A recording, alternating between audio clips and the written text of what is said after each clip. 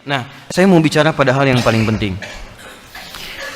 Lelaki di rumah tangga itu punya kewajiban infak. Dalil Quran surah keempat ayat 34, paling kiri sebelah atas. Ar-rijalu qawwamuna 'alan nisa bima faddalallahu ba'dahum 'ala ba'din wa bima anfaqu min amwalihim. Tolong fokus di sini. Infak pertama, kepala keluarga kepada anggota keluarganya. Saat Dzulhijjah ini, coba antum evaluasi. Bukan hanya meningkatkan kuantitas infak. Saya tidak bicara uang belanja tambah misalnya, atau anak-anak tambah bekal, bukan. Coba Anda evaluasi, memasuki bulan Dzulhijjah ini, selama Anda berikan nafkah untuk keluarga, berapa di antara nafkah itu yang sudah mendekatkan keluarga kepada Allah Subhanahu wa Ta'ala? Cek. Anak-anak disekolahkan di mana? Antum capek-capek cari kerja, dibiayai, tiba-tiba setelah dewasa dia tidak bisa sholat. Jenazah tidak bisa menyolatkan antum. Antum meninggal tidak bisa mengafani antum. Apa investasi antum? Gak ada gunanya di situ. Hanya dunia saja. Kalau cuma mengangkat status dunia, antum ketinggalan. Yang belum beriman pun mereka sudah mengangkat anaknya demi status dunia. Anda pengen anak juara matematika, anak orang lain sudah dapat Nobel.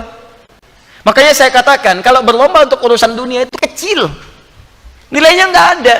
Celupkan air ke dalam gelas, angkat sedikit, tetesan pertamanya dunia. Cuman segitu nilainya. Tidak berlomba untuk akhirat. Begitu Anda lombakan anak Anda untuk akhirat, maka dia akan jadi pemenang termasuk dalam urusan dunianya. Ya, dunia itu seperti bayangan. Kalau antum kejar-kejar, capek, nggak akan ketangkap. Ayo silahkan kejar bayangan, pulang di sini kejar tuh terus. Ya, capek antum. Caranya berbalik dari bayangan, maka bayangan akan mengikuti Anda. Cari akhirat, Anda tidak akan ketinggalan dunia. Ya. Silahkan cek orang-orang dulu. Mereka penghafal Quran, ahli hadis, tapi ahli matematika juga, ahli fisika, ahli kimia, ahli macam-macam. Dan bukan aib. Kalau anak kita misalnya sekolah dalam umum, nggak ada masalah. Tapi hadirkan nilai Quran di dalamnya, hadirkan hadisnya. Cek lagi. Rumah yang antum kemudian titipkan pada istri ketika antum bekerja, jadi apa di dalamnya? Cuman sekedar tidur, istirahat, masak, dan sebagainya. Jangankan Anda, yang belum beriman pun bisa menggunakan rumah seperti itu. Pernah nggak rumahnya dipakai zikir? Majlis ilmu, tempat untuk bermunajat kepada Allah, tempat untuk mendidik anak-anaknya dekat dengan Allah. Ada nggak ruangan untuk baca Quran untuk anak-anak? Ada nggak contoh untuk salat berjamaah? Ada nggak si kecil punya sajadah? Jangan-jangan anak nggak bisa salat bukan karena mereka sulit diminta salat, karena antum nggak pernah memfasilitasi dengan infak itu supaya mereka salat. Coba lihat pakaiannya, pernah nggak berikan pakaian khusus untuk salat? Coba lihat kelengkapannya, jangan-jangan di kamarnya cuma novel yang dikoleksi, bacaan Quran tidak pernah ada, mushaf tidak ada. Bagaimana Anda bisa berdoa menjadikan anak yang soleh sementara Anda tidak memfasilitasi anak Anda untuk soleh? Coba lihat kendaraan antum sebelum masuk ke dalam bulan-bulan ini. Dari sekian hidup antum dititipkan kendaraan, berapa kali antum gunakan untuk ibadah? Dan itu akan ditanya. Tus'aluna yawma idzin 'anil na'im. Antum akan ditanya setiap tetes nikmat yang antum dapati. Itu titipan. Berapa banyak digunakan untuk ibadah? Pulang buka pakaian, lihat koleksi. Buka kemudian lihat kendaraan dan sebagainya. Dibandingkan dengan urusan-urusan dunia, berapa digunakan untuk kepentingan ibadah di hadapan Allah Subhanahu wa Ta'ala. Makanya saya katakan modifikasi isinya dari sejak sekarang. Antum punya kendaraan, mobil misalnya, isikan murotal Quran di dalamnya. Berangkat kemana-mana itu jadi saksi di hadapan Allah.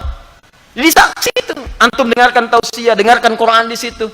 Ya pakai motor misalnya, gunakan untuk yang baik-baik dan seterusnya. Itu luar biasa. Dan itu indah. Kalau nggak percaya coba. Bikin visi dari sekarang, perbaiki keluarga, nafkah yang digunakan, gunakan untuk kepentingan nilai-nilai kebaikan sebagai tuntunan syariat. Maka Allah akan titipkan keberkahan di dalamnya. Ada seorang ahli Quran, tinggal di pedesaan. Suaminya bekerja sebagai buruh bangunan. Istrinya itu ngambilin kayu. Masya Allah. Kadang-kadang tidak malu. Di kesawah dan sebagainya. Tapi tahukah antum, istrinya hafizah penghafal Quran. Anak-anaknya penghafal Quran. Suami pulang ke rumah cuma 500.000 dibawa, tapi tidak pernah ada keluhan di lisannya. Yang dia katakan, Masya Allah, Alhamdulillah, Abi bawa uang banyak sekali, banyak sekali. Setiap tamu datang dimuliakan oleh beliau, makanannya, segalanya, macam-macam, ada keberkahan di dalamnya. 500.000 tahan dalam sebulan, disebut banyak, dan ada keberkahan di dalamnya. Antum 5 juta, 15 juta masih merasa kurang, butuh berapa lagi? Coba cek lagi.